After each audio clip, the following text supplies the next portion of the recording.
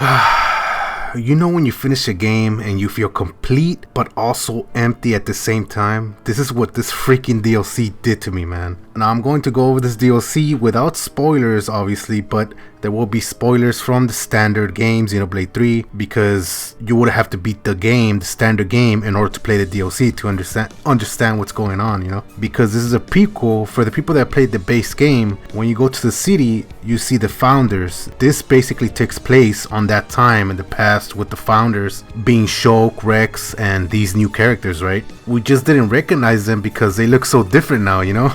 Now first I'm gonna go over the gameplay for Xenoblade. The Xenoblade games, you know, they have unique gameplay, which makes it good and bad for some people. For me, it's not my favorite kind of gameplay in JRPGs, but I can't see any other way to play Xenoblade, to be honest.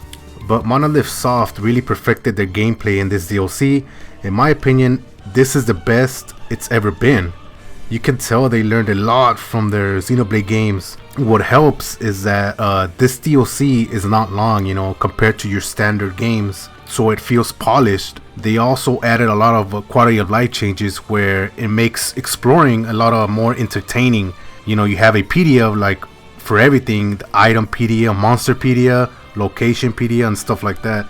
And when you register those items or monsters or whatever, you get points to upgrade your character, you know, so everything just feels more organized, whether you're managing and upgrading your characters or just trying to collect all these things around the world. It just makes it more enjoyable that way. The fusion combos they added where you pair with another character is really cool. Everything just feels faster, smooth, compared to the base game, Xenoblade Chronicles 3. But the best thing in this gameplay is just playing with the past protagonists, you know, Rex and Shulk. Just seeing them all grown up and so different, it's cool to see. But yeah, the gameplay just feels more polished, you know. It removed the heroes from Xenoblade 3 and just added classes, and you just upgrade from there, so it makes it more compact and more straightforward compared to all these things that you have to learn between the standard game, you know. Now I want to get to the graphics and the world building. The graphics in this game is up there on one of the best looking games for the Nintendo Switch. The way they use the art style in the game is always really great to see. Monolith Soft really knows what they're doing with how they make their games look, you know. It looks incredible, just like any other Xenoblade game, but obviously it looks better than every other Xenoblade game, right? Sometimes I would just stand there and just immerse myself in the world.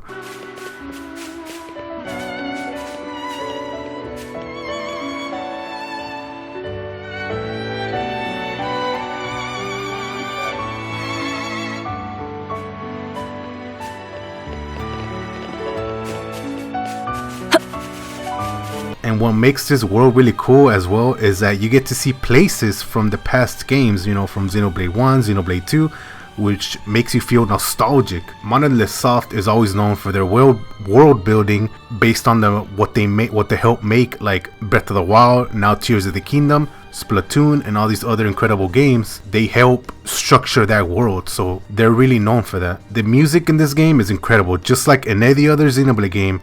And like I said before, for me, the best developer that always delivers in music for their games is Square Enix. And now playing Xenoblade games, I can say that they're equally as good as like Final Fantasy music, Kingdom Hearts, and all those big Square Enix games that have, you know, phenomenal music. But also when you visit those places that I mentioned before from the past games, it even has music from the past games as well, so it makes it more nostalgic, you know. Now for the story, man, what an amazing trilogy and saga. This DLC concludes the saga and the story. It's so good that I told my friends I don't think in the future I would ever play another series like this with this incredible story this good. I just don't see any other game or series to make me feel what this story and this series make me feel, you know. I know I can't spoil the story, but I'll use an example, you know. I'll say this without spoilers. My friend sometimes searches and watches videos that make you feel weird, you know, like those questions where like,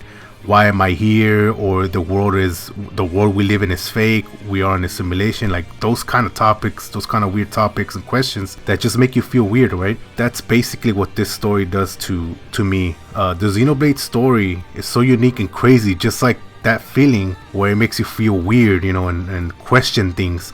It makes you satisfied, it makes you sad, it makes you happy. It just has everything in this Xenoblade universe, you know.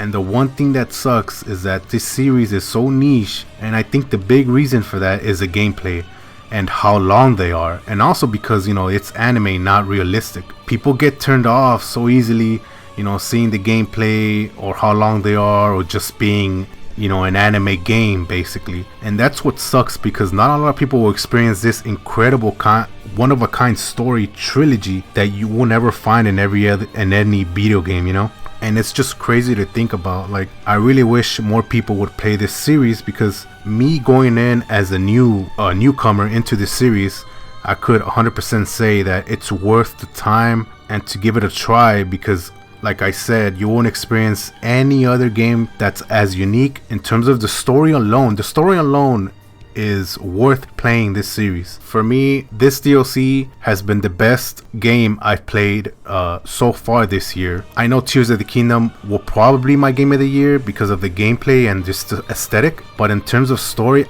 just like I said before, I don't think I'll ever find a game that's equally as good as this trilogy was for me. And this is just the DLC for this year that I felt complete, you know. So let me know what you guys think in the comments. Did you play the game? Are you going to try out the DLC? Are you trying to go into the series for the first time? I really recommend it. Like I said, I highly recommend it. But don't forget to subscribe, share, and like the video, and I'll catch you in the next one. Later.